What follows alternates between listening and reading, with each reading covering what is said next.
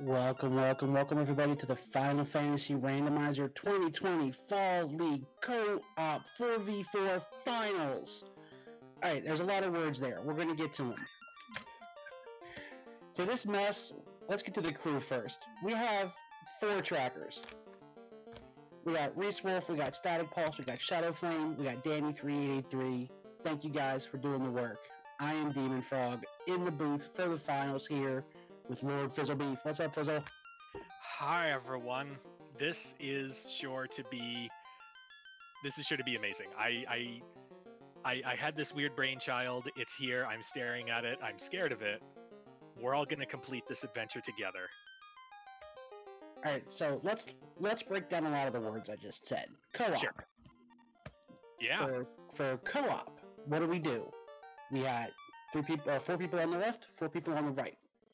If anyone on the left side, Team Quackening, gets a key item, all 3 other of their members get that item. Only one person has to go down to the line. Only one person needs to check Zarda. Same thing with your orbs. Your orbs, one person has to kill Lich, the whole team gets that orb. They are allowed, they're all in a voice chat. They can chat all they want. If they want to share a Google Doc and share notes that way, they cannot and are not sharing their screen.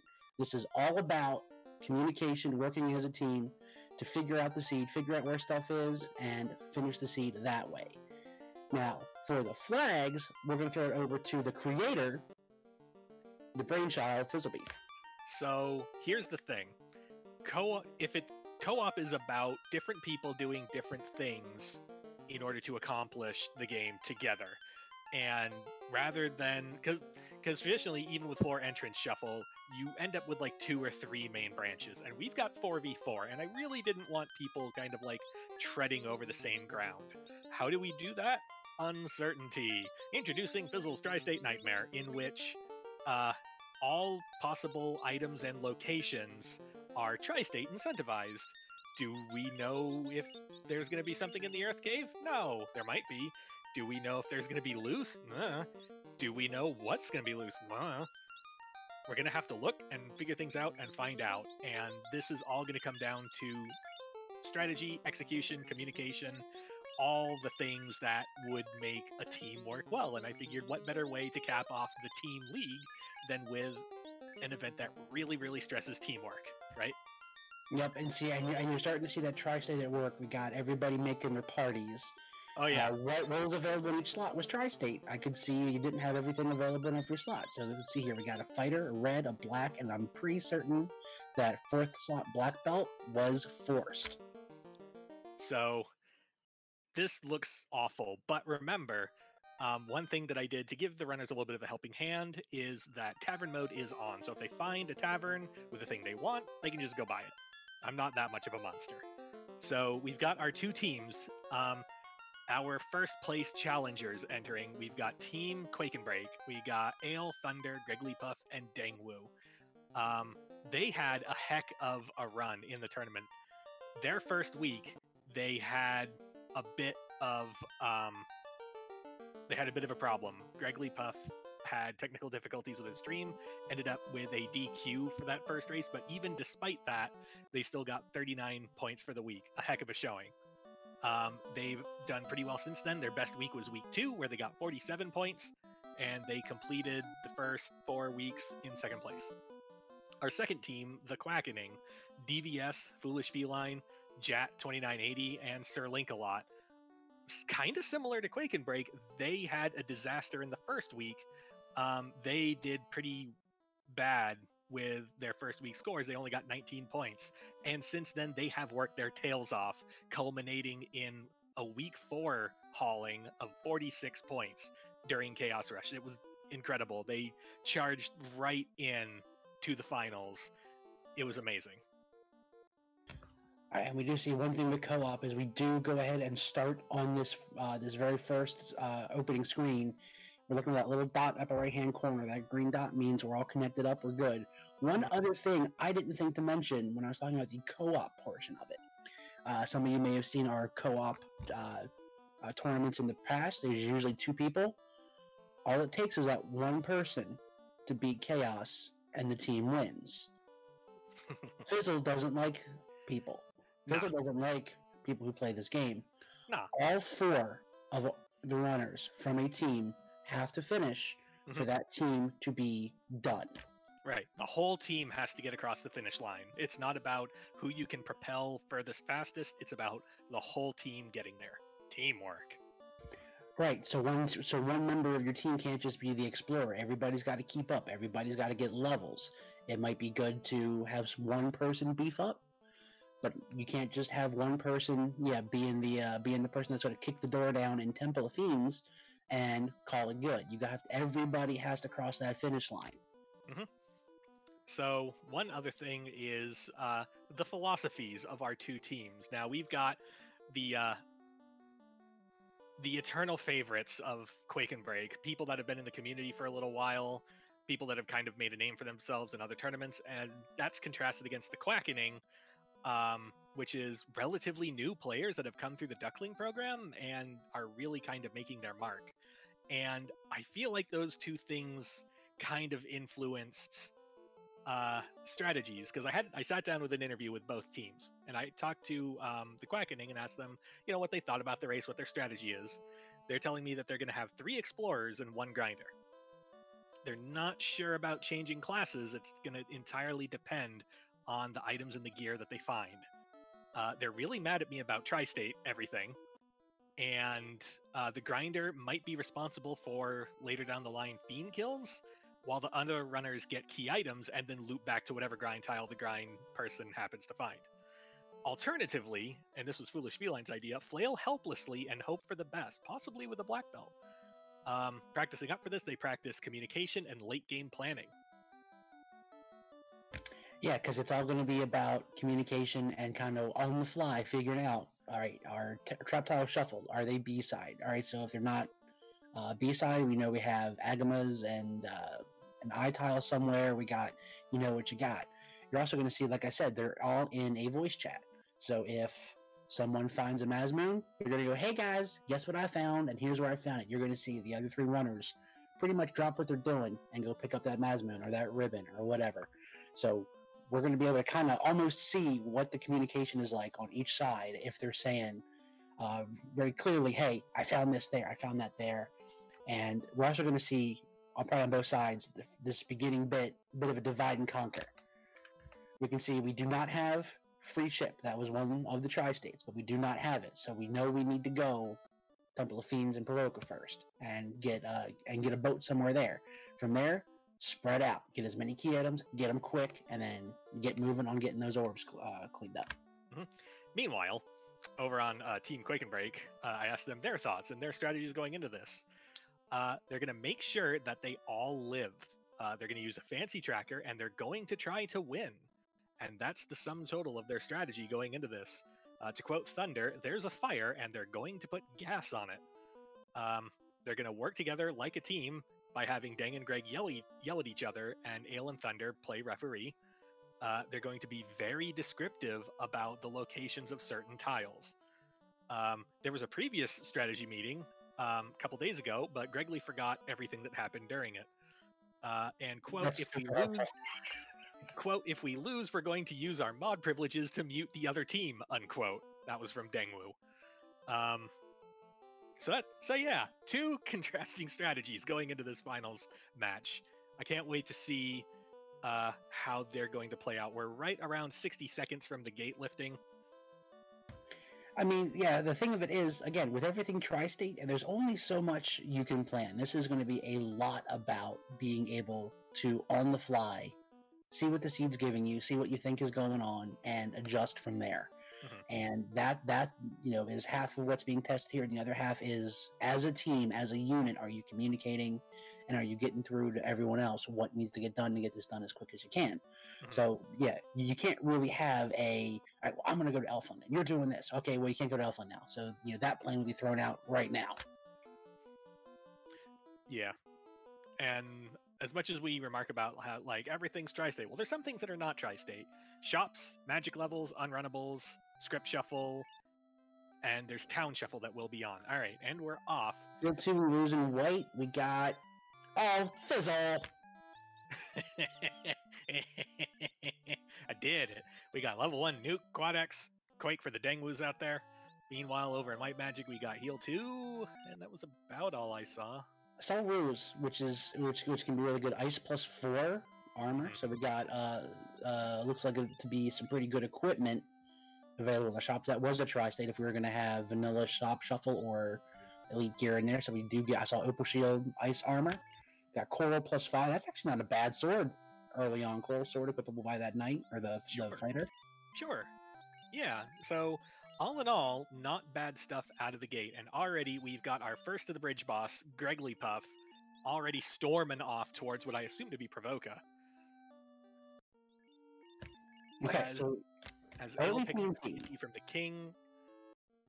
See now with the bottle for sale, 3,000. That's not too bad. Okay. The early TNT has my Spidey senses tingling now. Early TNT might mean we have vanilla fetches on. That might be where our canal comes from. Right. So already we've got Team Quake and Break. We've got one person peeling off towards doors. We got a couple people taking some imp fights, possibly grinding up cash for that bottle. No, Thunder is headed in towards Topher, but got an encounter he didn't like. We might get our first Garland kill out of Jat over on the Quackening side. Oh, I saw something. Either Wolves or Grey Wolves had Blaze. Got it. See? I give and I take away. So, over in the Dwarf Cave, the treasure box is nothing to write home about.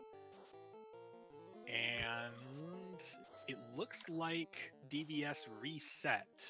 He might not, the Quackening team might not be aware of the TNT yet. It looks like a lot of them are peeling away towards Temple of Fiends, possibly getting easy early levels out of Garland. See, there we go. TNT into Canal. So now we know fetches are going to be vanilla. So we're going to need our slab. We're going to need our crown to feed into the key.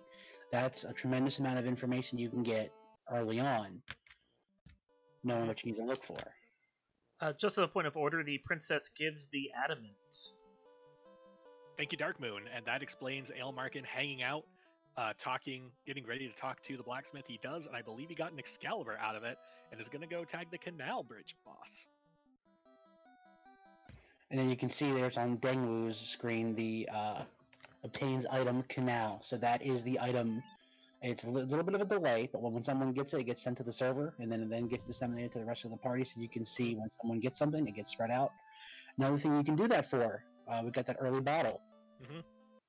Buy the bottle, let it go to the rest of your party, reset out, keep your money, and you just got a free vendor item. Yep.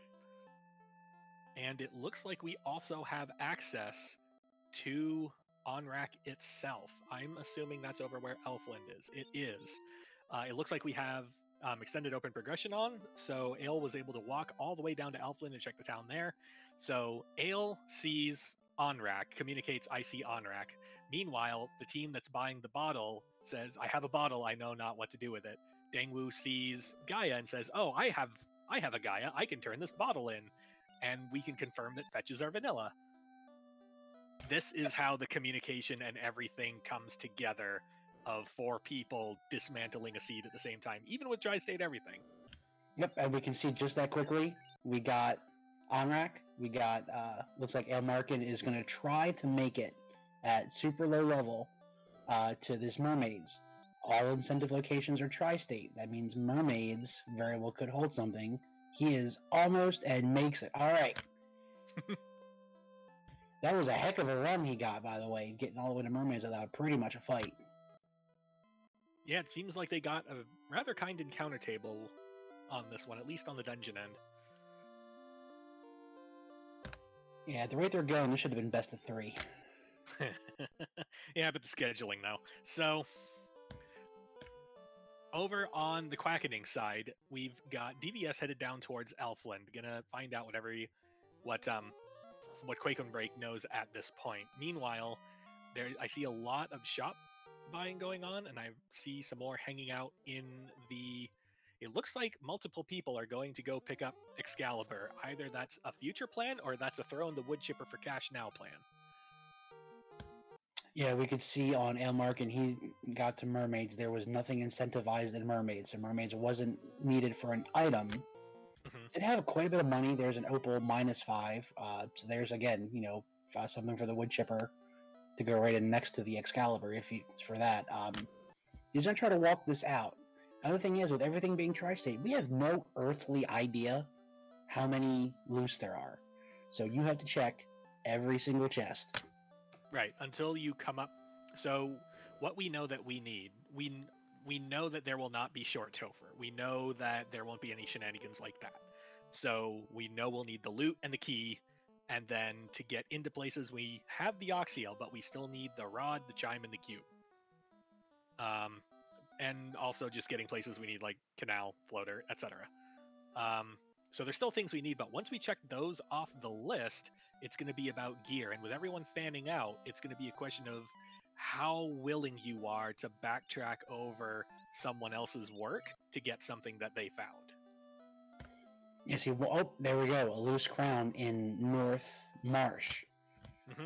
That is big. That is that entire chain. So that's 4 key items and 2 incentive locations, because we got Locked Corneria, Locked Marsh, 3 grind tiles, 4 grind tiles actually. That's just a huge amount. And also with the progressive scaling, so that's more experience, more money. So that's huge to find early. I want to point out that I saw Foolish Feline headed down towards Marsh as soon as that crown box was opened, slammed on the brakes, and walked back to Northwest Castle. Jat continues in Marsh, because we found the crown. Let's see what else we can find. As Quick Quadex takes care of Astos. And now, if I were a betting man, I'd see Sir Link-a-Lot headed over towards Matoya. Or might be headed south. Yep, because while Astos is getting killed, you can have another member going ahead, getting up and getting ready to turn in the Matoya item, and then someone else getting ready to go down to the Prince. Oh, Arachnids with Cremate. Cremate's not too bad, but when it's this early, it's actually kind of bad.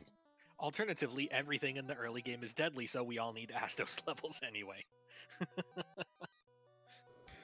So just to point out, Sun Sword -5 in the Mermaids area. Also, Opal Armor -5, making right now the Ice Armor we found at Canaria the best endgame armor so far we can use. Sweet. See? Who needs endgame stuff? -5s for everyone. Yeah, so we had Elfland. I saw that. Now, another thing we have on Tri-State is the dock for Raikan Desert. So right now we have the ability to get there. We still need at least a floater and potentially a canoe to be able to get airborne. So level 5 Brack and Warp. That's actually a pretty good slot to find those spells. Yeah. Level 5 Brack. So Brack's already a specialized spell. Like, we don't need 4 million charges of it. We just need a couple casters with like 4 of it, and we can get through our Kraken and Tia Fiends. Warp would have been nice for Marsh. Sad we can't have it, but eh. And there you saw on the Quackening side, Sir Link-a-Lot turning in the herb. DVS was Jat was just sitting there waiting to turn in the herb to get the key immediately. They both were, honestly. I was watching the two of them, and they both were waiting for someone else to do an item before them, and they were just like, "Come on, come on." All right, Corneria locked. I got a light axe +5, katana +2. Okay, so we're starting to get some decent weapons. We got a rod for required earth. That's also earth. Again, Tri-State could be incentivized. One thing about the flags is early stuff Tri-State. I believe it is, correct? Early stuff, I believe, is Tri-State. Let me verify real quick. No, early stuff is on. Oh, okay. Because if that was Tri-State, we would need that Lich Kill before finding Crescent Link. But unfortunately, I guess you like the runners a little bit. A little bit. So, also hidden in Marsh Cave was the ship, and since we got the early TNT that led to the early canal, Team Quake and Break is already out and exploring stuff. I saw Ailmarkin in the Crescent Isle area earlier. I saw one of the other two headed out looking for something. I believe we had an airship dock check, which the trackers tell me that there is the airship dock. Yep, so there is a dock. Floater, we can get airborne. Yep, and you can see over on Quake and Break, Daniel just sitting there waiting. Come on, give me that key. gimme. Gimme. I got 3 checks, 3 chests to check, and 2 trap tiles. And there he goes. Thundercloud obtained item key. Dangly runs in. We get a perk cape, a soft, some money, and a single chimera. That's going to absolutely body our fighter. All right, awesome. So, single chimera. One of the things we're checking is that not only are we looking to see if trap tiles were shuffled, they are, but are they A side or B side? Looking at our available options, I see Frostwolf Pack, I see single chimera. I'm thinking A side. So now I'm starting to think, okay, what are the A side tiles that I want to look for? I want Agama, I want I. If I'm really hard up for things, I'll take 1 to 2 zombie Ds. Yeah, it's looking like we're not getting any 4 worms or 3 eyes. We're gonna have to kind of go with the more vanilla experience for a grind tile, but we got to find it. So here we go on Ailmark, and he probably can confirm this with these checks. Takes a second step. All right, Tyro worm again.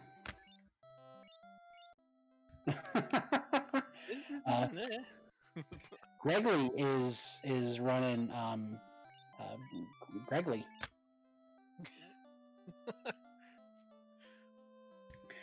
Hey, it's 4 nukes. They got I saw Lightning 3 somewhere. So I mean he's got all the firepower in the world. Other good thing with this is with Tavern mode on, this is perfectly viable. Go ahead, get 4 red mages and 4 nukes and blow through your grind tile with nuke, and then you can just go grab your black belt and you're ready to go. Yep. In the time that we spend with our 4 casters just spraying nuke everywhere. Ooh, what happened? That was a potentially good tile, absolutely ruined. The R-Hydras, what happened? They have mute. Okay, so maybe not that one, but we can take to other tiles and spray nuke on all of those, and then once we get adequate levels, like the rest of our team should have told us like where we have to go for the shop for like the endgame party members, right?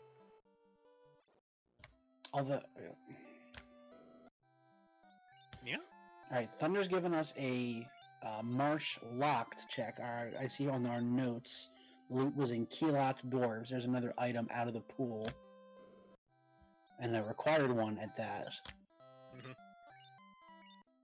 Meanwhile, level 3 spells, I saw fast at level 3. I believe that was harm 3, I guess, at level 3.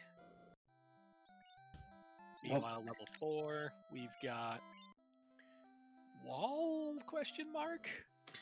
Can confirm, Invis, harm 3, and fast at the level 3 shops. Wall, temper, and lightning 3 are at the level 4 shops. Yeah, lightning 3, temper. I'm even looking at that. Well, we've got nuke. I'm not looking at the zap anymore, but we got lightning 3 and temper, and we got wall. Magic's fine. We did all right with magic. Yeah, I'm pretty okay. Yeah, we got fast nice and early. Level 1 nuke.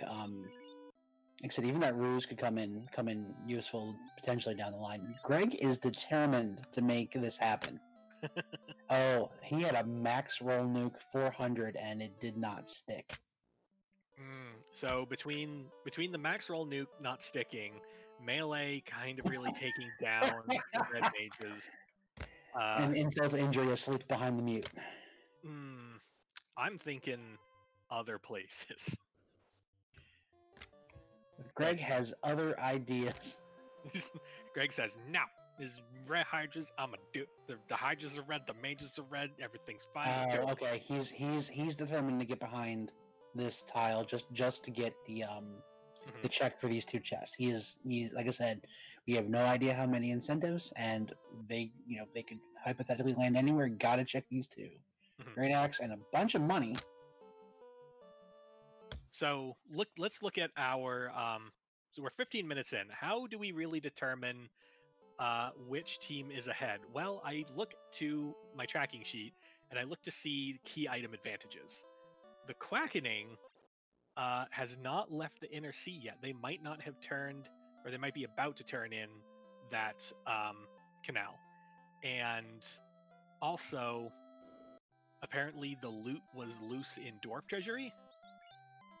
So that might be a thing that only they have at this moment. But Team Quake and Break bolted out to the outer seas, like ASAP. Really, I think at this point it's a battle for the floater to see who can find the floater first, and I think I give the advantage to that to Quake and Break, if only because they're just like everywhere. Yep, and that's a big part of working in a co-op, especially when you have 4 people, is divide and conquer. You don't need 4 people in the inner sea, especially when you don't have the canoe to get to those places. You need to spread out, find the towns. Like, we haven't seen anyone check Anorak. I don't know if we've seen anyone check Crescent Lake yet.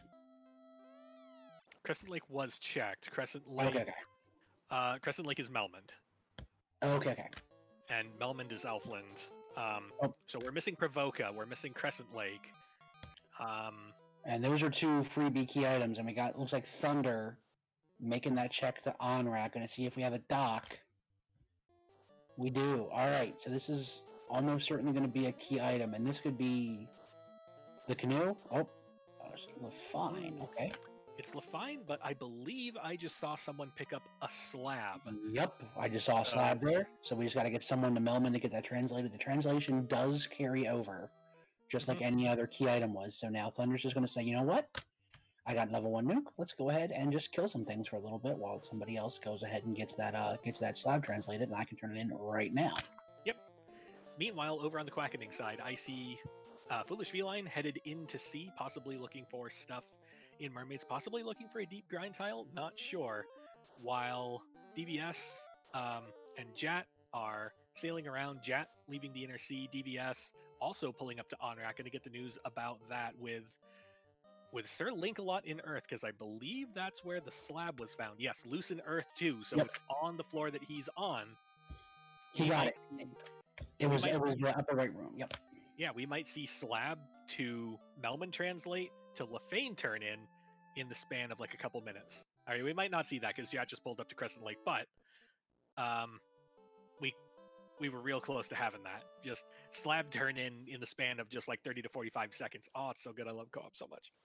Yep, you see Gregley right there pulling to Crescent Lake. You said that was Melmond earlier, so he's going to go ahead. Oh, someone has Stone Touch out of that. Oh, right. A smudge of my notes.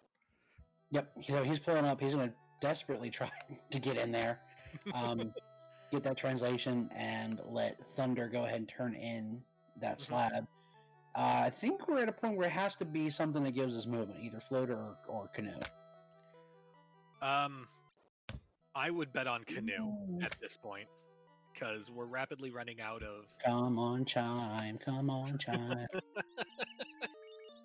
Alright, what do we got as this your slab? We got...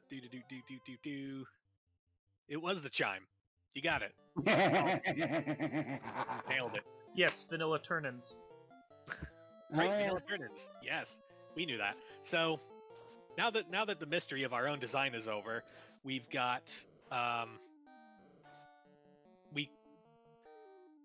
out of the options left, loose Mirage is what my brain is saying. I just missed Ailmark and just checked the incentive Earth chest, and I missed if it was anything.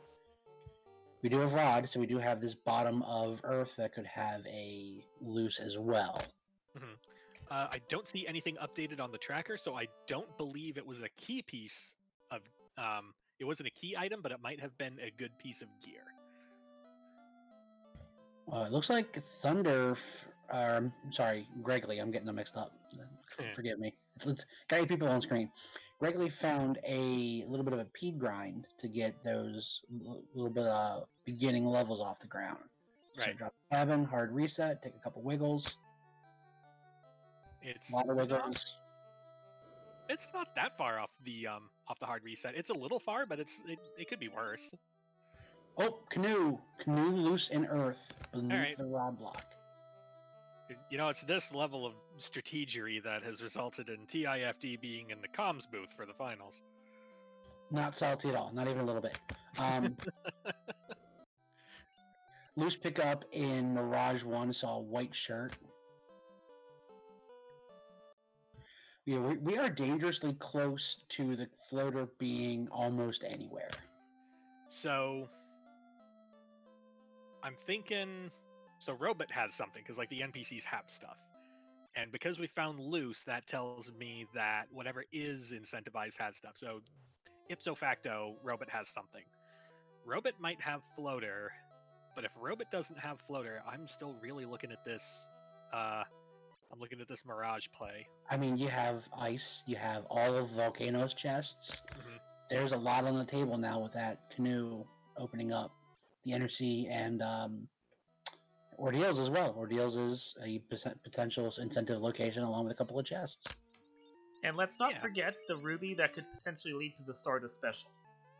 Yes. Oh, I would. I would. If I can have anything out of a seed that I roll, I want Stardust to actually have a cabin. Alright, I didn't see any key items in Mirage. I did see a ribbon +4. That's a really good pickup. Also a pro cape -2, but... It still counts, sort of. So we got one ribbon in Mirage. That's real good news, and I don't believe I've seen any other ribbons so far. Oh, maybe 4 zombie tile? Oh, we are on B-side tiles. Okay, yeah. Oh, I think we found it. We might have found it. The 4 zombie Ds kind of went down to a very easy nuke, and if they don't have anything going on after this volcano clearing, I think we might see a grind on those. Yep, couple of houses and 4 nuke casters. If they go down in 1 to 2, that's I'm pretty okay with that. While everybody else does some exploring. Because that's one of the other things is that when you're by yourself, there's a lot of things. There's a lot of places to check to say, well, this isn't a good grind, but there could be a good grind elsewhere. With 4 eyes checking tiles all over the game, we're 22 minutes in, it's a lot easier to say, like, the number of tiles that are left are not worth, like, digging for. Let's do this. And I say that as Dengwu finds No, Dengwu's in C, so that's just regular roll. Gershark, big eye. So that's good. Never mind. But he finds the big... yeah, there we go. Found it. 3-eye tile. Everybody go back to Onrak.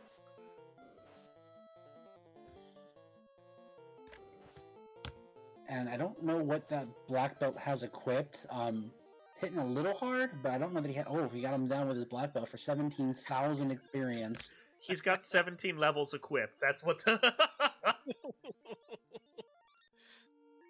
So, Ale in Earth, heading back down. I know I saw Lich over on Quake and Break's side. I believe they're still working on it. Meanwhile, Dengwu doing a grind. Meanwhile, Gregley doing a grind. Meanwhile, Thunder is walking away from his loose Mirage check. Probably happy to get the ribbon, but not happy to get much... to not get anything else. Meanwhile, over on the Quackening side, I see DVS still in his Mirage check. I see what looks like Jat in Marsh Cave of all things. No, that's Earth Cave. That's Gregley's not. Gregley's got 1 more, maybe 2 more chances to. Oh, there we go. Make it happen. Gregley, my heart, man. My heart can't take this. He's probably trying to get to 22 and see if he can just one-shot him from there. This is a perfect place for a tile, by the way. That step down, since it's north of a wall, is a safe step. It doesn't advance the counter, no. So you will not pick up any of these seed encounters on that off step. Mm-hmm. So, meanwhile, in the race to tread new ground, to explore new locations, the Quackening is the first to set foot in Ordeals. And no one's in the area yet, so maybe that's where the floater is. I don't know. Yeah, it's a potential incentive location. Not that many chests. It is generally a lot of work for your defense in armor. I saw that is a good pickup. Ooh.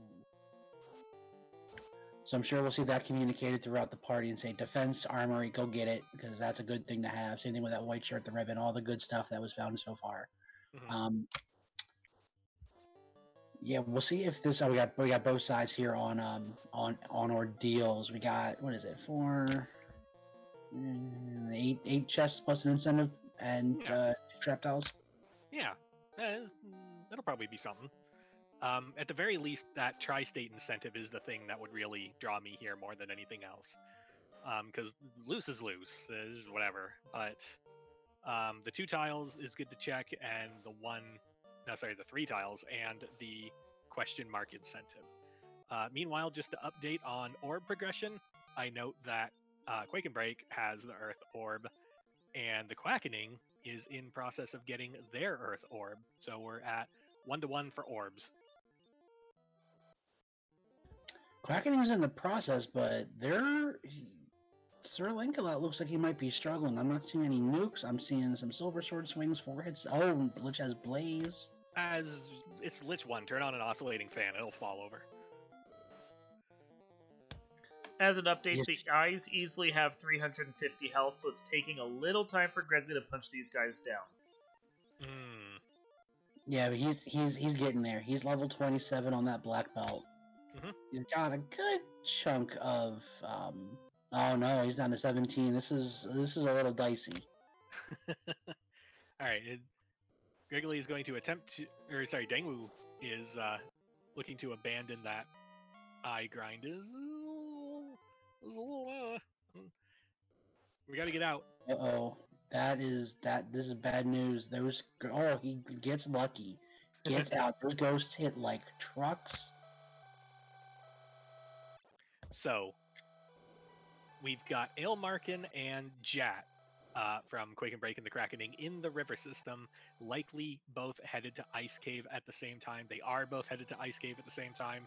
Meanwhile, it looks like Foolish Feline is going through ordeals again. Either there was a wipe or something we really, really wanted.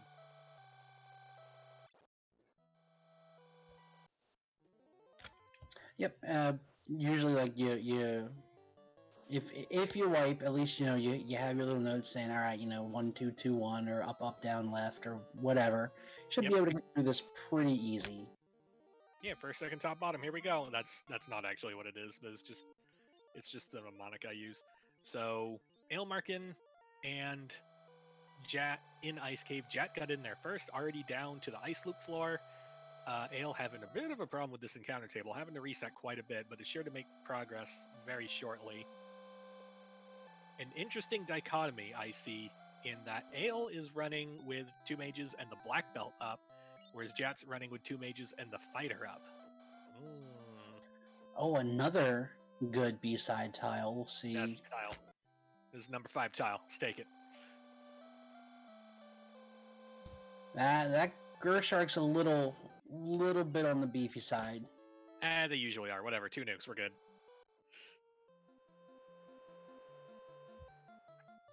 Alright, yeah, takes down to 6,000 across 3 party members. So we got a couple options here to get our levels. It looks like Gregory maybe passed the memo on do zombie Ds for a bit. So over on the Quackening side, DBS in Waterfall had a chat with the robot. Didn't get anything fancy. Only got some kind of piece of gear out of it, I think. and a 4 Saria tile. So you go here. This is the appetizer. The only thing in relevance of ordeals is this multi-slime tile. Slimes are not bad. The problem is there's a lot of them and they tend to hit hard, and in terms of raw experience value, they still don't crack the top 10. So it's quite a bit of danger for questionable benefits. And it looks like Gregory, with that really long walk all the way near the bottom of C, was able to get out. Dengwu. Yes. I'm sorry, Dengwu, yes. Yeah. Yeah. Also, I can't help but note that every single grind tile I've ever wanted is an Ice Cave. I spotted Gershark Big Eye, I spotted Gasties, I see 4 Sarias. Like, dang. Oh, the little piece of gear in Waterfall, that was a Mazmoon +5. Oh, perfect. Yeah, we'll take one of those. Yeah, okay. Sorry. DBS will have to try and get it a second time, though, as he did wipe out while trying to grab it.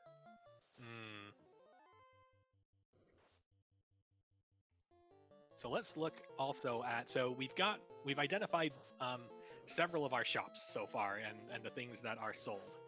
But in terms of party reorganization, the only party I see that's really reorganized so far. I see that Sir Linkalot picked up a white mage. I see that Gregley just overhauled everything, all red mages all the time. Most everyone else is sticking with the default fighter, black belt, red black. Interesting. Yeah, we see Quackening here. Looks like they're just now getting here. Or are they not? What's he doing? Oh, he's checking the pub. Red mage there. All right.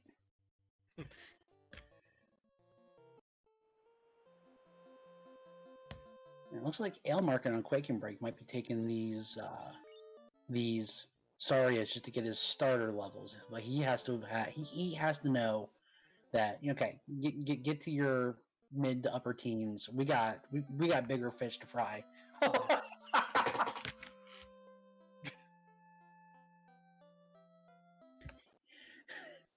Wow. Okay. Well, they're good experience, but they also hit kind of hard. That's a little unfortunate. Was that the Gasties? Yeah, that was the Gasties. They hit for, I think, I saw like 170. Yeah, we'll probably pass on those. Worth pointing out, Gregley, forever resident of Volcano, is finally on the move. We're going to check the rest of it. Probably get ourselves an orb lighting while we're down here. Carry one, sometimes ferocious, generally doesn't stand up to 4 nukes a turn. Yeah, that was probably exactly what he was doing today. I have a reasonable grind tile here. Mm-hmm. Get a couple levels, drop a house, and go down and just, drop 4 nukes per turn, and, there's very little that Carrie's going to be able to do to counter that. Mm-hmm. So, Sir Linkalot, a little bit behind Gregley's progression in Volcano, but both of them in there, so both teams looking to light their second orb soon. As DVS is carrying back out of the waterfall, probably, carrying back out. More dives into Ice Cave. Doesn't look like this was a trip for a tile. There might have been a wipe that happened at some point. Probably to those Gasties, if I had to guess. Alright, Dangwoo says, alright, I'm topped back up, didn't even bother getting the rest of his party up, got down to this eye tile with a black belt, so we see what his strategy is. He's going to be bulking up so that when either the orbs are lit, or if we get to a point where we have our cube, he can just bull rush in, get Tia down, or just bull rush right into Temple of Fiends. And he can be the recon man, because he should be able to smash through pretty much everything if he takes his black belt up. He can feed back to his other team members saying, hey, now Lich is easy, Carrie has first turn nuke, and kind of feed into the rest of his party how they should handle each of those Fiend refights, so that they don't have that surprise of a first turn nuke. They know to just burn it down or whatever. Shoutouts to our trackers who have pointed out to me that one of the other deadly dangers of that ice cave is that images are running around with frost, and if you get a pack of like 6 of those and they all just blast frost turn 1, and if we don't have ribbons, that's basically a party wipe unless we're like high 20s, low 30s. Oh, and this is a good point that I didn't think of. Incentives are tri-state. So here we go, and on Carrie's floor, gotta get through 2 trap tiles, and we have another incentive location. We still aren't airborne. And I think something in that pack might have had Death Touch. Because the first Red Mage the Kareeb Gator. Because Red Mage fall down, go boom.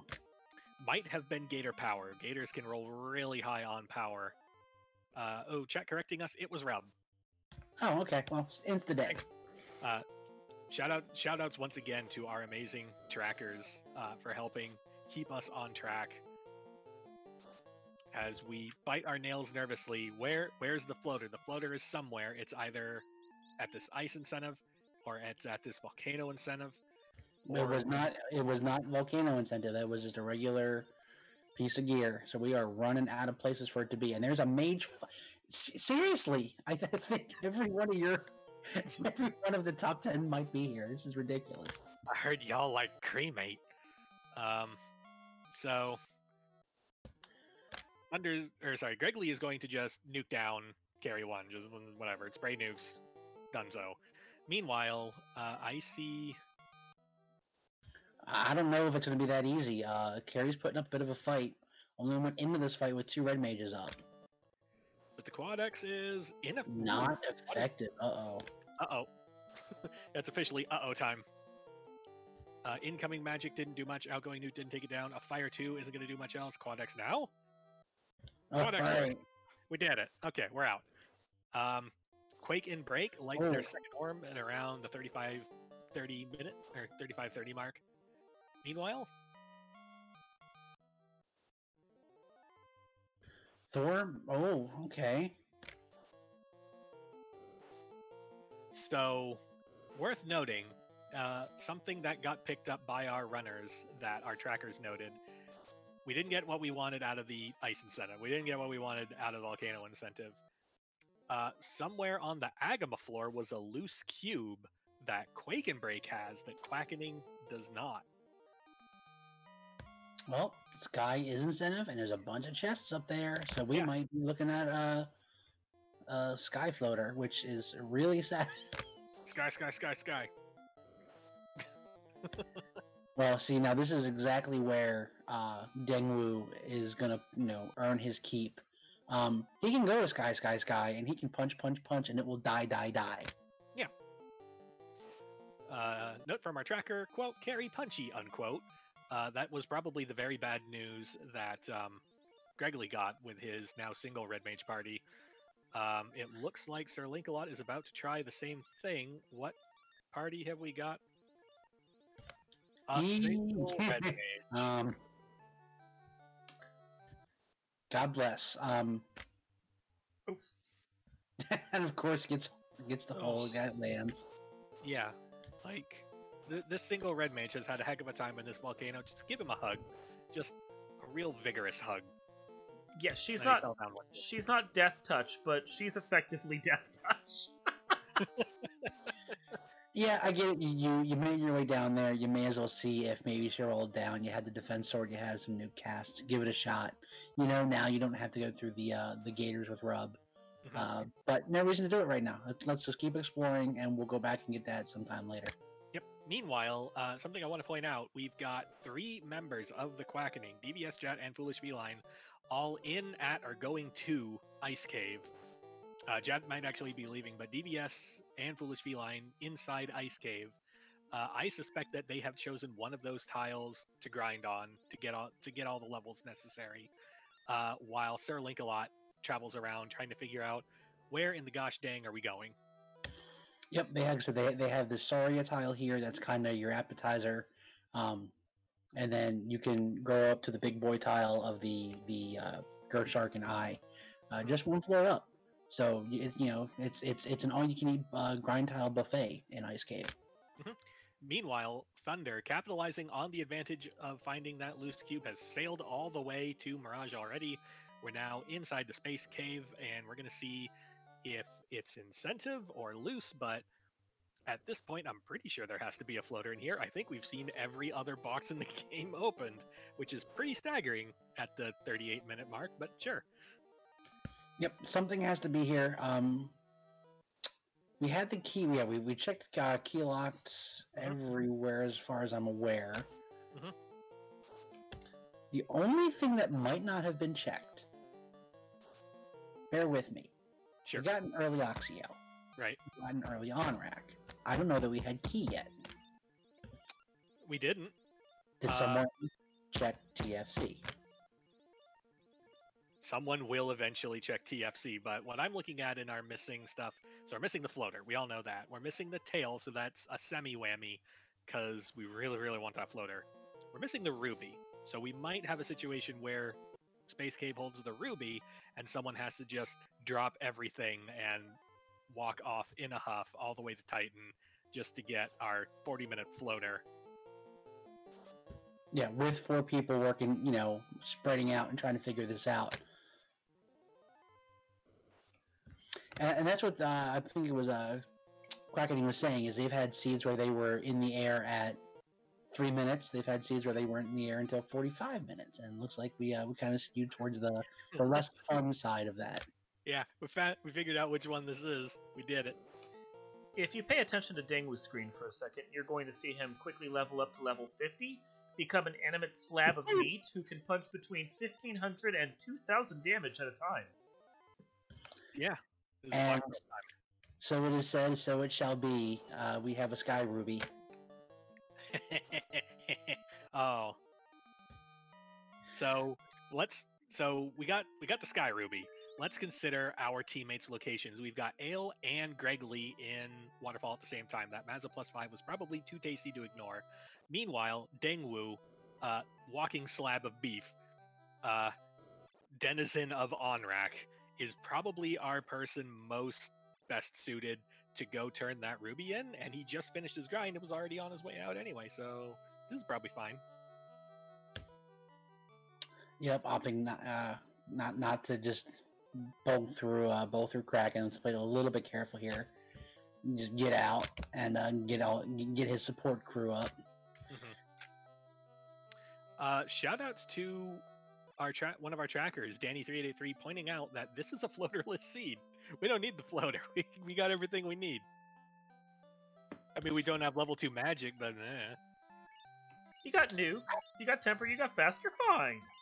Yeah, you have most of the things that you would need or want to have. All right, let it not be said that I never did anything for y'all. Floaterless seed for the finals. Here we go. Floaterless was still a potential floater locked in TFC. This is an interesting thing. Do you? Because both sides, especially Quake and Break, they have their grind tiles. Quake and Break really has it. It looks like Quackening has pretty much agreed that Ice Cave is where you're going. Mm-hmm. Do you spend the time even getting the floater? With the starting black belt, my gut says no. It'll be a question of some of the team members will be padding, like the team members with the most vulnerable levels are probably padding them at this point, while whoever happened to get to this tile first is now running around doing cleanup. Because I see over on Quackening side, I see JVS, I see Sir Link-a-Lot, I see Foolish Feline in Ice Cave, and I see Jat as our errand boy. No, never mind. Jat's also going back to Ice Cave. We're going to have all 4 runners in Ice Cave at the same time, bulking up like there's no tomorrow. That tells me that they're going to essentially, once they hit target levels, they're going to break, they're going to get orbs, and they're just going to descend on Topher. Yep, they probably said, all right, this is in fact floaterless. Yeah. They pretty much have to know at this point it's in Sky. There's no reason to go there if you're not going to be able to kill Tiamat. It's just too much time spent to go all the way up to have to come all the way down. So, meanwhile, I see Ale already pulling up to Melman Dock, so we might actually have Quake and Break going to get the floater, deciding that I think we need this. Let's go get it. Let's go do it. Just a note, on the left side, the animate slab of meat that is Dengwu is about to go make sashimi. Right. We have to kill Kraken. This is going to be less a fight, more of a push button. Push button, receive sashimi, yes. Yeah, it's like you put the calamari in the microwave and then you hit minute plus and then you're done. That's about the level this fight's going to be. Here we go. The fighter, the red mage is going to fast. Paunch is going to paunch. And then we're going to get some temper action. Bane Sword first. That doesn't get there, but a big paunch. And Kraken is still there. Kraken once survived a punch out of a 50 black belt. Responds by casting Dark of all things. Round 2. Here we go. We're gonna try Bane Sword once again. How about we're trying? Let's do some temper. Let's get silly, or maybe with a little bit of nuke. But a big punch for almost 3,000 damage. We don't have to worry about that Kraken one anymore. I mean, that Dark could have been really bad. I don't think we found Lamp yet. One thing I don't see on anyone's magic menu is lock. And that with the scaling is a little concerning. It is. That might be why Quake and Break is saying no, we need the floater, because we need to go get lock. We're not going to attempt. or at the very least, someone might attempt this Topher without lock, but if they hit a brick wall, because like only Dangwu has the super slab of meat. Everyone else is going to be trying to do it probably with Mazza plus 5s, which is a lot less hits to throw. Right, and we do have the scenario where we had to go to Sky for the Ruby and march our way all the way back to Sarda, pick up our floater. Yep. Yeah. And now sail all the way over to Crescent Lake and pick up our airboat at, the almost 50-minute mark. Yeah. And I mean, if we 45-minute mark, we got our first team in the air. We did it. And we get to Crescent. So Crescent Gaia actually, with wandering men. Yay, confused old men. Best flag in the game. So, we're gonna get our. At this point, this has to be either tail or some important piece of gear. Let's see if it's. It was Okay. a piece of gear. So, it's Opal bracelet. Opal plus 2, 3, 2. So yeah, we got our Opal bracelet. We're good to go. That wouldn't be a bad piece of gear if we really want to go out of the way for it. I think. It depends on a couple things. It depends on so Gregley's got so many red mages, so all the red mages. I have not had a level check on them in a little bit. If they're all hovering up and around the 32 mark, I would not be surprised if we saw 4 red mages turn into 3 black belts and a red mage. All right, and we got Thunder. I'm kind of surprised. Thunder is the one climbing up in the sky.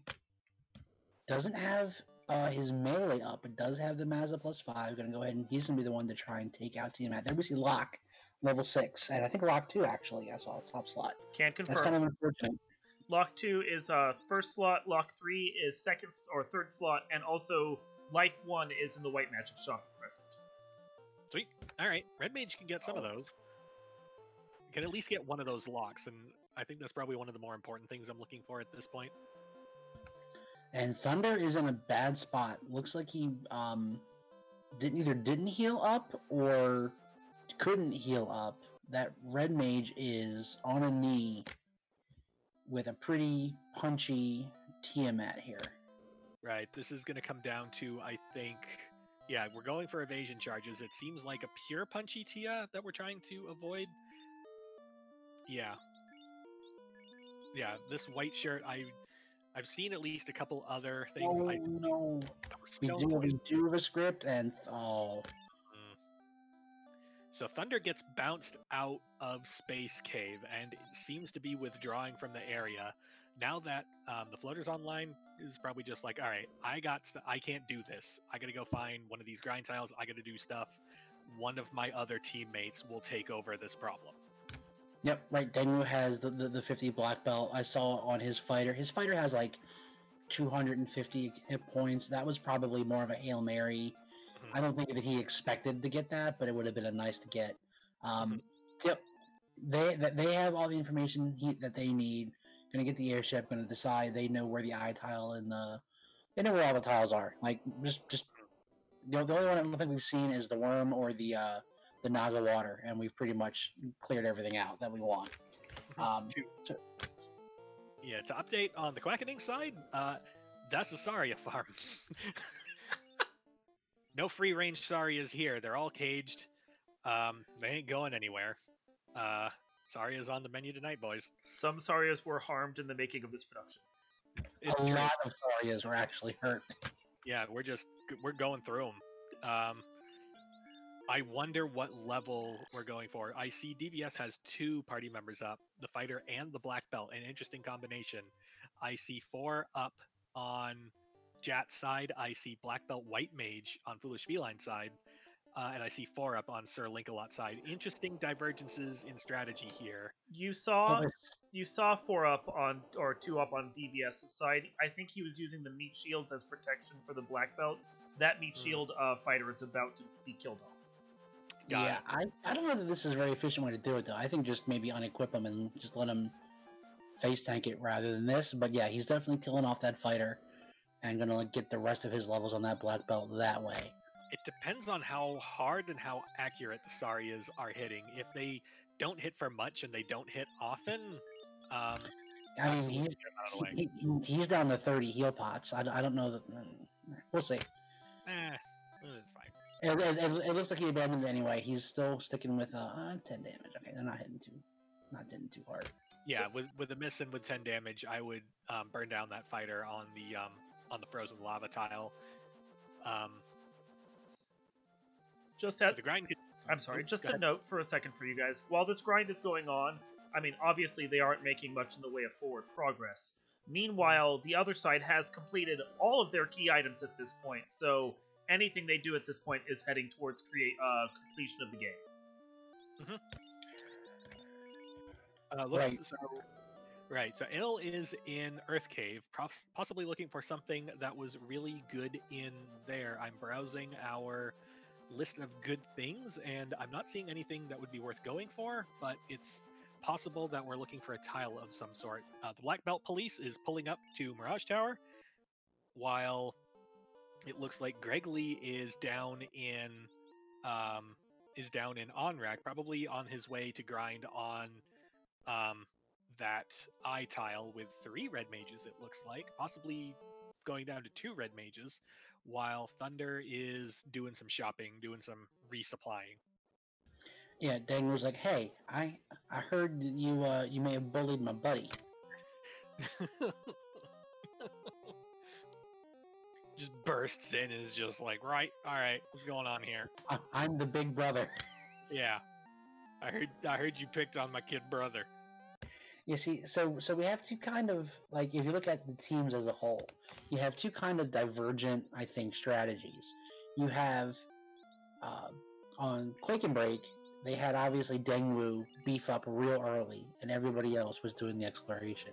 Mm-hmm. It looks like on Quackening's side, they're all beefing up at the same time, and then now, once they get their levels, they're going to, all right, break, and they're going to be able to split off and get their cleanup done real quick, because everybody's going to have the levels, and they should all be able to roll into Temple of Fiends at nearly the same time.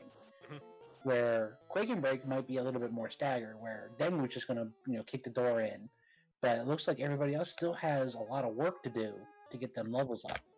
Right. It will be interesting to see the convergence, and it'll be even more so with all the time that Quackening is spending on this grind. The mental calculation has to have happened of, like, we don't need an airship, but we would like one. Is Jat abandoning ship? Jat has left the ice cave. Jat's headed elsewhere.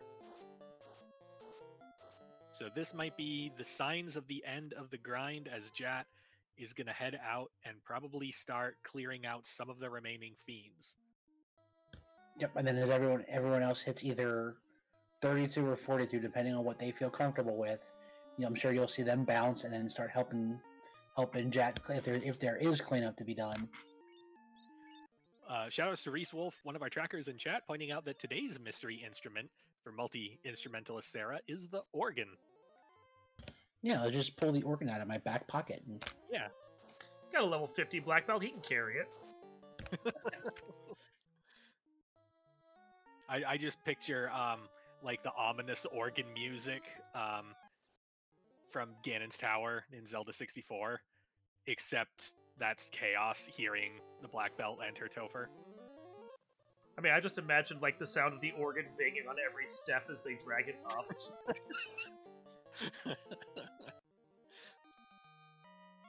So, 54-minute mark, Quake and Break. We've got Gregley already on a solo grind. We're going to solo grind that red mage. That red mage is not going to be a red mage for long. I can see the future.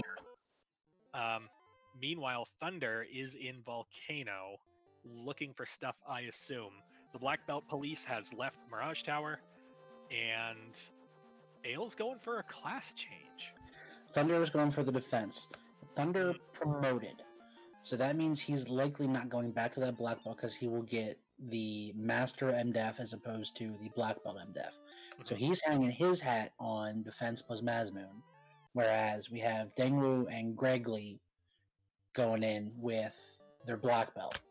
So, right at around the 55-minute mark, the black belt police has arrived at Topher. Had to kill Garland a little bit. Whoops! Sorry, forgot to kill you. My bad. Yeah. Talk about one-sided fights. Yeah. Exits to save again. Talks to the princess, finds himself in Canaria. We gotta walk back to our flying hot dog. We gotta save again. Look, the black belt police is easily confused by rescuing civilians. It's fine. This is a momentary setback. We're already back to Topher. Third tries the charm. Here we go. 55-30 mark. We're burning encounters. At exactly the 55-40 mark, we are... The black belt police loves lots and lots of sidetracks and distractions and getting so many encounters right out of the gate. And exactly as I've said all along, at 55-54, the black belt police has entered Topher. This is supposed to keep you in suspense here. You know, the black belt knows we're in the finals. Doesn't want us to blow through this. Right. So Dengwu is getting a real big start on entering Topher. Ordinarily, this is good as like an information dive. However, I have a feeling that the only information that Dengwu is going to relay is I punched it and it blew up. Unless we find something evade lock, then we know, okay guys, everyone turn your boats around and go get lock. Yeah, you can see the evasion. You can see if they have anything nasty on the first turn, so you can say, you know, don't play around with your defense and your white shirts. Just go ahead and blow it up real quick. You can get information out of this, even though the black belt is going to pretty much destroy anything you put in front of it. Meanwhile, it looks like Jat is returning to Ice Cave. That momentary leaving might have been running out of resources. DVS is leaving. I'd like to think permanently, because I'm looking at the timer. I'm looking at 57 minutes and us not having super speedy transit, and I'm thinking, some of us have got to start moving, as DVS also seems to be thinking this, is pulling up with his own black belt police to the volcano. Gonna have some strong words with Carry 1. I have to imagine that they said we're doing like we're at where we're at, and we're doing this without an airship. We have good enough tiles. We got everything we need. Let's just go ahead and finish this up without worrying about the airship. Meanwhile, Thunder has decided to join the Saria Fiesta as Dengwu pulls up to speed bump 2. Sirens fully flashing. Hits Lich 2 with the patrol wagon. Moves on with his day.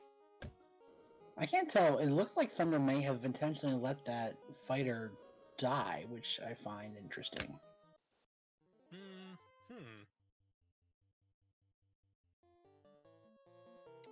Well, technically it would be a knight, so that's we'll have to see what he does if he's gonna move his party around somehow. Might be knowing that Tavern Mud exists, knowing that we can swap stuff around, and we have the airship, so it's a short trip. It might be just, look, we got these things that can blast, nuke, and or fade. We'll just grind with them, and we'll turn them into whatever we want.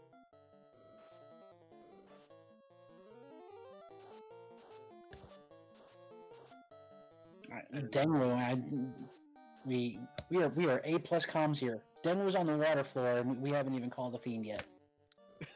Look, when the patrol wagon comes through, like, it's real hard to keep sight on it. And as I looked over to Dengwu's side, DVS exploded Carry 1. So we've got essentially 2 like wandering, sprinting black belt police, and they're real unhappy with all this trouble in the neighborhood. Yeah.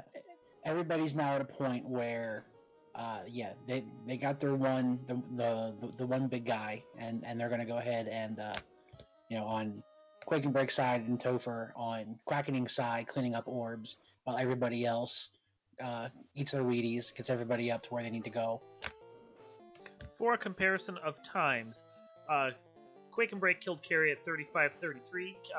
Quacken killed Carrie at 59-17, about 34 or 24 minutes behind. Mm-hmm. It is true that it's behind, but I have to feel like Quackening's grind is far ahead of Quake and Breaks. We'll see if starting the grind earlier is what makes the difference. As the Black Belt Police pulls up to Onrak, I'm gonna buy some party members on the trip down to Kraken 1 as Dengwu is fighting Kraken 2. We're gonna fast, we're gonna temper. Or are we just gonna nuke? We're doing the fast. The fast is non-negotiable, but we might just nuke. Super Punch for 1100 damage. Kraken 2 is still there. Nuke goes out for 212. The fast goes off. A+ turn order. Second round. We're going to do a little bit more defense on the top slot. Maybe some quad X's. Maybe a little bit of nuke. Incoming Lightning 2 does Lightning 2 things. Quad X goes out first, but it's not effective. The defense goes off. Punch. For around 1800 damage. Good night, Kraken 2. We're just going to keep stampeding through. Yeah, I have to say, Krakening's been spending all this time grinding, and that would be good, but they're using such a worse grind than Quake and Break has found. So even though they've been spending all this time on these Sarias, you can see on that single black belt, they're just not getting what these eyes are giving you. They are comparable tiles. I can confirm that they're somewhat comparable, but the issue is that I think the top end of Sarias is slightly higher, and the bottom end of only 2 Sarias is like notably lower than 2 eyes. So the difference there in like the battles that you might find. Also, Tia 2 exploded while I was muttering. The difference there is probably the difference that we're seeing in just how long it's taking these grinds to resolve. I'm actually going to try and call a chaos fight and not get sidetracked. See how that works for us. Gonna do a little bit more heal potioning. Get everyone topped off.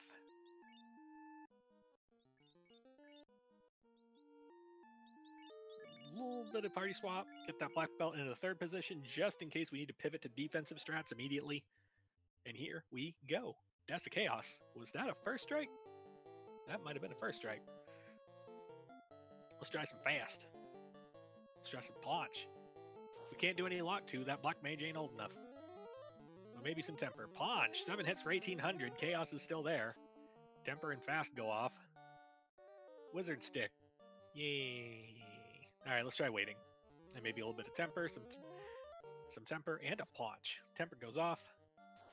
Nothing happens. Except that punch. Was that 3,000 damage? 3,480. And chaos is still there. Dang. Alright. Maybe the super huge black belt strategy is what we need, but another punch, 15 hits for 3,500 something damage. Down goes Chaos. Dengwu is first to finish of all of our runners on stream. Quake and Break has 1 finished player. They need all 4 to cross the finish line. Right, so I mean, yeah, it's good that Dengwu was able to go through. We had a 50 black belt, so nothing appeared difficult. He was able to blow through pretty much everything within 2 or 3 rounds. Chaos was beefy, but didn't really do much. Now the metagame starts. Now you start saying, okay, we got 1 done, and it looks pretty easy. I mean, if you're Quake and Break, you're just like, all right, Dengwu, how was it? It's like, oh, I punched them. Oh, okay, neat. So that kind of tells us, all right, are we all leaning into the 50 black belt strategy, or is someone going to try melee and see what happens? I don't believe we saw anything revolving around dangerous levels of evade. So the lock plan might not be necessary, which is really good news for the Quackening. Right, and again, we weren't alive long enough to see much in the way of magic or skills, but if you want to go to that master, even though you're losing that MDEF, that might still be viable, because I didn't see anything that looked desperately dangerous in regards to needing that really high MDEF. So Foolish Feline walked past Crescent Lake and is headed out elsewhere. Foolish Feline might be done with the grind, as Sir Linkalot is headed back to the area. Are we turning north? Yep. Sir Linkalot's headed back to Ice Cave as DBS is in the Elfland location being Melmond. So that tells me that DBS has probably left the area and is headed out elsewhere, as Jat's still doing a bit of a grind. As Gregley enters the Temple of Fiends, we got our second Quake and Break member inside the Temple of Fiends. The black belt we all knew was coming. It's here. Yeah, but again, like you look at Thunder's screen, he's just hitting level 22 now. Mm-hmm. So this is all going to be about your slowest member. Mm-hmm. Again, he has the better grind than that Quackening has, but they've been here for a while. They're going to be able to get this going here real quick. Mm-hmm. And it looks like Sir Linkalot just did not have enough. All right. There's probably some concern about whatever the top end is. Might have been spooked by a tall fiend. Question in chat: did Dengwu do a sub hour? Yep. I was just barely under the hour mark, I believe. 1 hour, 3 minutes, 14 seconds. So not quite. 1 hour. Okay, 1 hour, 3 minutes. Still though, considering this is my special tri-state nightmare, people are already finishing in an hour. See. It's not so bad. See, now I'm kind of interested in watching Thunder here. He's down to this solo Red Wizard, and even with a Mazmoon, he's opting to go for these Bane strats. I'm not sure if these eyes were maybe a little beefier than we were giving him credit for. So I'm taking a swing at him. Yep. Okay. Yeah. One swing from a Red Wizard isn't quite there yet, but he should be going pretty quick. Alright, DBS's Black Belt has arrived at Mirage Tower. Gonna quickly head on up to Space Cave. It'll be interesting to see if DBS opens any boxes, as Foolish Feline is also pulling up. I wonder if we're gonna see one person doing a full clear and one person doing a Fiend kill. It looks like DBS is bypassing boxes. I wonder if that will also be Foolish Feline's idea. And it also could be he's going to check this incentive. Yep, he's going to check this incentive. And say, nope, it's not the floater. So maybe he could be relaying back. Say, all right, well, it wasn't what we wanted. So start checking boxes behind me, or I'm going to start checking something like that. We'll see. Could just be a real quick cheeky check to pick up the floater. And like I said, we know lock is floater locked. We know lock most of the time is really useful. If evasion rolls up, we know from Quake and Break side that's not really necessary. Right. But they don't know that yet. They were probably saying we would like eyes on lock so that if we need it. So Gregley down to the Kraken 2 floor. Looks like Gregley is also roughly on the same encounter table. I believe he probably did a hard reset similar to Dengwu before entering. And is doing a little bit of heal potion spam before we pull ourselves Kraken 2 fight. And here we go. We're going to start with some, I believe that was temper, some maybe some fast, a little bit more temper. We're just going to power up the punch cannon. We get real good turn order. Punch! For 2,470 something damage. Ain't got no more Kraken 2 to worry about. Let's move on. Hey, look, it's Tia 2.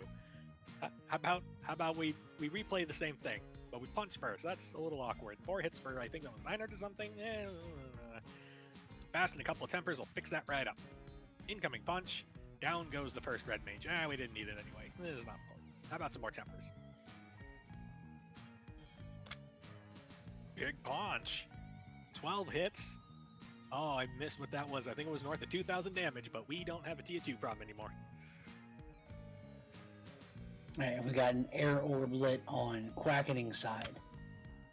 So Quackening making up ground in the orb count. Foolish Feline looking around, possibly looking for that the ribbon 5 that was found earlier. We know that it was in the greater than less than room, and on Mirage 1 we got a white shirt. Shoutouts to our trackers for keeping track of the really good stuff. So they're looking for that. What orb do we even have left to light? Nope. the Quackening has all 4 orbs lit. They're on their way to Topher now, as Gregory is fighting the big cheese himself, the Mr. Chaos. Tell me if you've heard this plan before. It involves fades, tempers, and a punch. Fast goes off. Big punch. For 16 hits for a ton of damage. And the temper goes off. How about we do some more tempers? We just... Dengwu knows that this Chaos is going to attempt to do things, but if you 3-round him, he can't do squat. So we're gonna commit to that. Gregory knows. Gregory knows. Dengwu told him. There's people on the team. As Chaos goes down, Gregory is the second person on Quake and Break to take down Chaos. So they've got 2 people finished with Topher. But Ale and Thunder still... Ale might be done with the grind, but Thunder might still be doing it. Right, and other thing that, it very well easily could come down to this, Quackening's party comp is ready to go. Quake and Break isn't. We're going to have to fly around a little bit and replace those red mages with, we're assuming black belts. Should be fine mazes, but they're going to have to switch some stuff. Oh, look, okay, so we see there on Ale's screen, he's going with a knight instead. Interesting. I wonder if there's some nervousness about just how exactly long that grind was taking. Thunder's about to be next to enter Topher, as Ale is doing a little bit of a last supply run. Meanwhile, over on the Quackening side, Jat's still grinding. DVS in the Melmond area, headed east, possibly on a Topher run. Foolish Feline rounding the coast over by Sarda, headed somewhere. Sir Linkalot still doing an Ice Cave grind. Thunder already in Topher, rounding the corner. Already on the grind tile in the slab room. So Thunder's definitely heading down for a kill run, but the question is, what are those levels? That's not a 50 black belt. Okay, we see on Ale's screen, he's going with a knight and a black belt. He's going to have that knight in the top slot.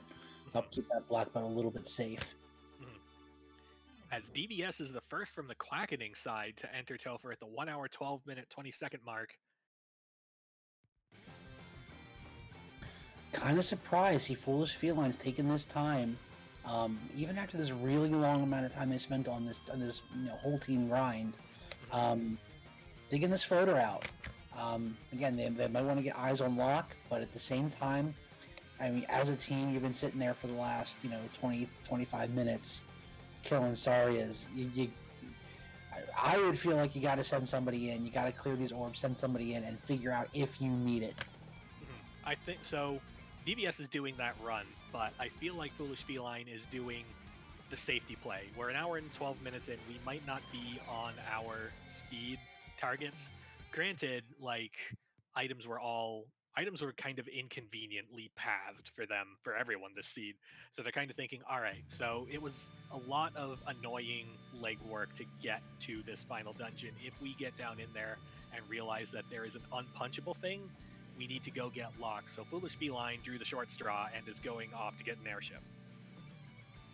All right, we got member number 4. Oh, whoopsie.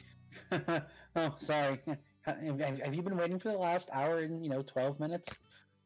I kidnapped the princess an hour and 12 minutes ago. Where the crap have you guys been? And there we go. Has exit, just goes right back out. Perfect. Alright, so right the hour and 14-minute mark. As soon as we're finished burning these houses to get heal potions in a good spot, we're going to have the final runner from Quake and Break entering Temple of Fiends. Question in chat. Can I get cliff notes of the match so far? So, we on 4v4 co-op. We started with Adamant and TNT. We found out that fetches were vanilla, and then everything kind of went to butts after that. We had to dig our canoe loose out of Post-Rod Earth Cave, and then we had to figure out lots of things. Our first sighting of the floater was at the 40-minute mark after we opened everything else. Quackening settled on a Saria grind in Ice Cave, while Quake and Break settled on an I grind in Onrak, which was at Elfland location. And it's been a lot of kind of efficiently working our way through the seed. Quake and Break has been inside Topher for 24 minutes now. Quackening only just entered, but the whole team might be piling in before long. As we have Thunder approaching Kraken 2. I'm interested to see where this spike goes. That is definitely a sub 50 black belt. That might be 42 though. Yeah, we'll have to see. Quacking's gonna have to hope for something goofy that we haven't seen. They got Quake and Break has their final member here, top screen, top left. Ale Markin is gonna be the one the farthest behind. Assuming that Thunder can make it through, we're gonna be waiting on Ale Markin to finish up. Once Ale Markin done, assuming Thunder makes it, that will be the entire team done, and the championship for 2020 Fall League going to Quake and Break. Mm-hmm. We haven't seen anything that's going to do that yet, though, especially with that high-level black belt. Right. The high-level black belt is... So, with black belts at under 50, I see that Thunder managed to make it through Kraken 2. With black belts under 50, there might be some surprises in store that... Like, we might have been one spellcast in the table away from Nuke, and that just ruins everyone's day. But it looks like we're not getting that out of Tia 2, as Thunder is on the way to Chaos. Ale hitting Lich 2, probably just going to hit Lich 2 and be done with it. Jat in the air at the 1 hour 16 minute mark. As Foolish Feline is the second from the Quackening to enter Topher. Yeah, it looks like Sir Linkalot has done his grind. He's probably got the report back from DVS saying, hey, it's really actually not that bad. Yeah, there's nothing bad in here. Abandon ship, get to Topher as soon as possible. And Sir Linkalot is probably going to do just that. Ale on the carry fight. Ale... No, still on the carry fight. Got bad turn order with the fast. That's fine. Meanwhile, I see Inferno out of Chaos, and I see multiple dead party members out of Thunder's side with a big paunch. For 2200 damage, Chaos is still there. Another big paunch. For 1200 damage, Chaos goes down. Thunder is the third member of Quake and Break to take down Chaos at around 1 hour, 17 minutes, and 30 seconds. Alright, so all eyes are on the top left, Ale Markin. As soon as Ale Markin defeats Chaos, that's it. We have our winners, but we do have Quackening barreling in. They've all finished their grind, they got their levels. DVS has reported back that this Topher is a bit of a joke. Jat is arriving imminently, Foolish Feline not too far behind, and it looks like Sir Linkalot is paddling with great desperation and hope, also going to be making his way towards Topher. This is actually going to be, I think, kind of shockingly close, potentially. Yeah, depending on how much cleanup Sir Linkalot has to do, he very well might be in Temple of Fiends. Oh yeah, that's right, he got the airship. Yeah, that's right, I forgot they got the airship. I'm thinking he's on the boat back. He's definitely going to be in Temple of Fiends before this is over. See, that was the benefit. Foolish Feline took a little bit of time to get the airship, but that was okay because Sir Linkalot was still in Ice Cave. He basically just leaves Ice Cave, gets the airship. Suddenly he's at Topher way faster than he would have been otherwise. Teamwork.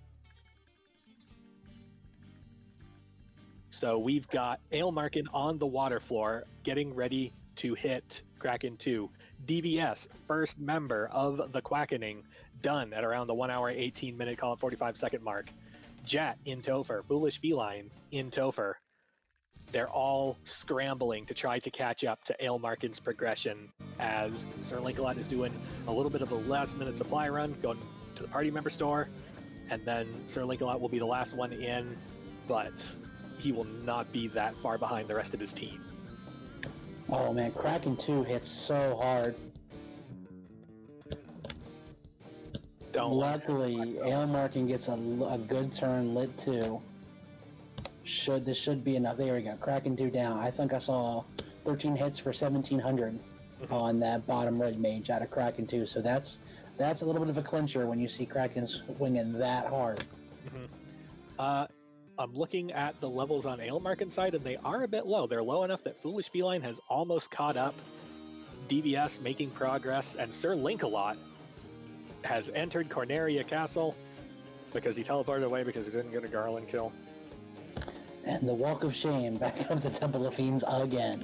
It really is the Walk of Shame. You're an hour and 20 minutes in, and it's just like, oh dang, I didn't kill Garland. Whoopsie doodle. And I parked in the wrong place. Oh, well. Alright, and we are going to have all 4 members of Krakening in Temple of Fiends. Well, technically 3, yes, already finished, but still. Well, yeah, that's what I mean. Like, everyone is in or done Temple of Fiends before this is over. So this was, for as much time as they spent on a not as good grind, it's coming down to, you're in Temple of Fiends at the same time. Yep. So Ale is going to take on Chaos. Jat at Carry 2. Foolish Feline, I believe, at Kraken 2. Sir Linkalot making his way down to the earth floor. Fast goes off. Big punch for 1,500 damage. Not the biggest punch we've seen today, but Ice 2 happens. Takes down the Knight. That Knight was not as high level as I thought it would be. Super punch for 1,900 damage. We need more tempers. This Chaos has a lot of health. Fire 3 is not going to do much. Takes down some mages, but that's not the thing that Chaos should be concerned with. With another big punch, terminated. Ailmarkin takes down Chaos. Our winners of the Fall League team Quake and Break with an official FFR bot time of 1 hour, 21 minutes, and 28 seconds. GG to them. All right, now we got to put our big boy reporter hats on and figure out how to interview 4 different people at once. Whatever, there's room. We got a couch. It's fine.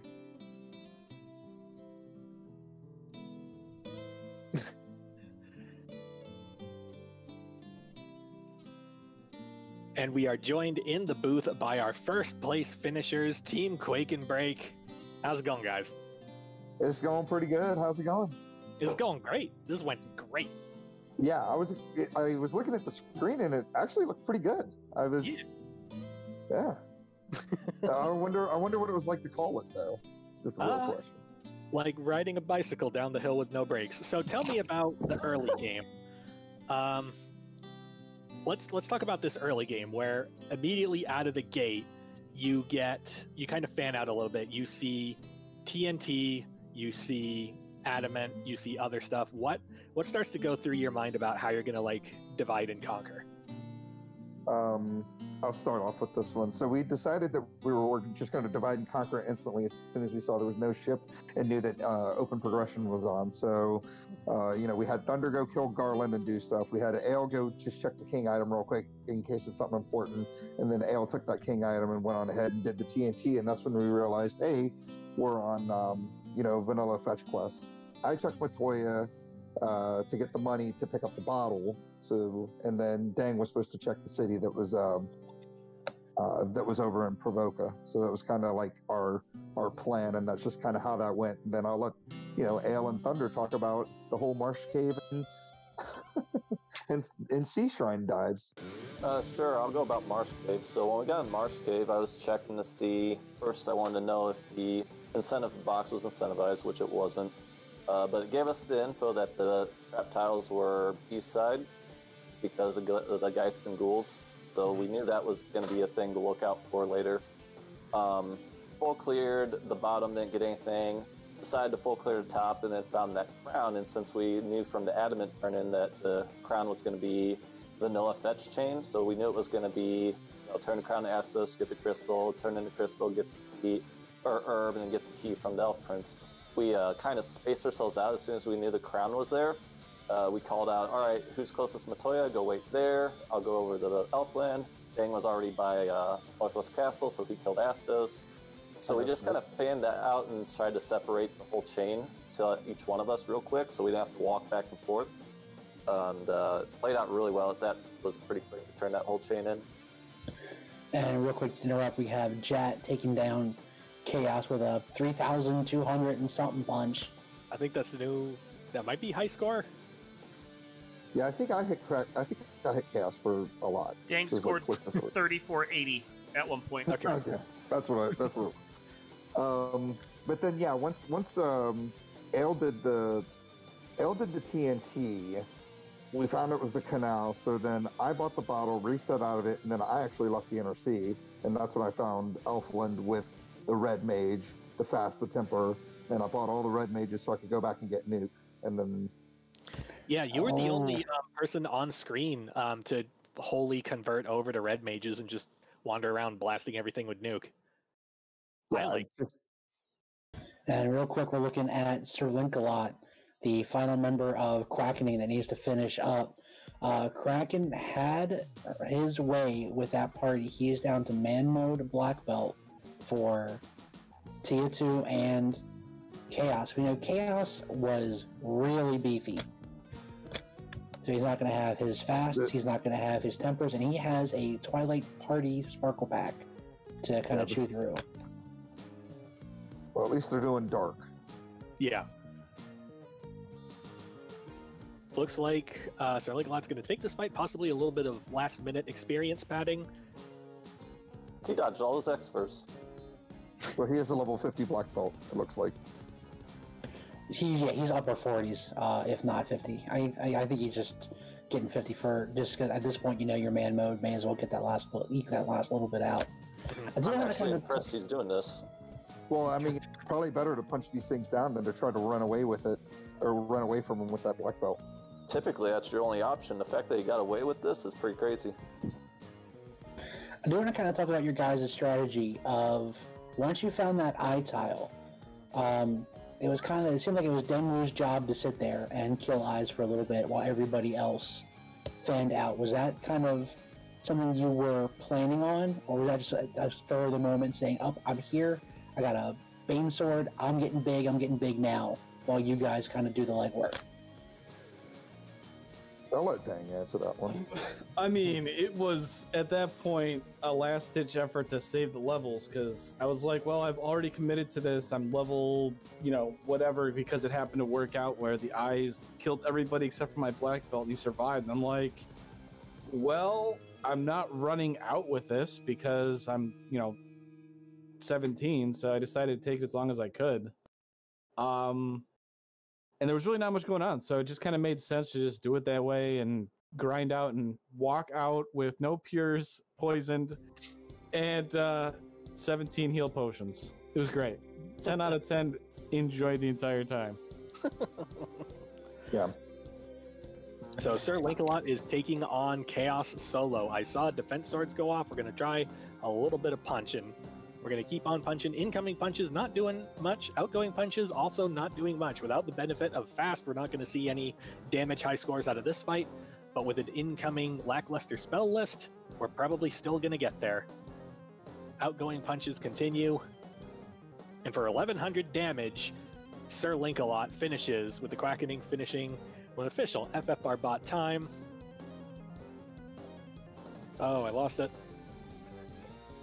With an official FFR bot time of 1 hour, 27 minutes, and 48 seconds. Get your quad G's out in chat. GG.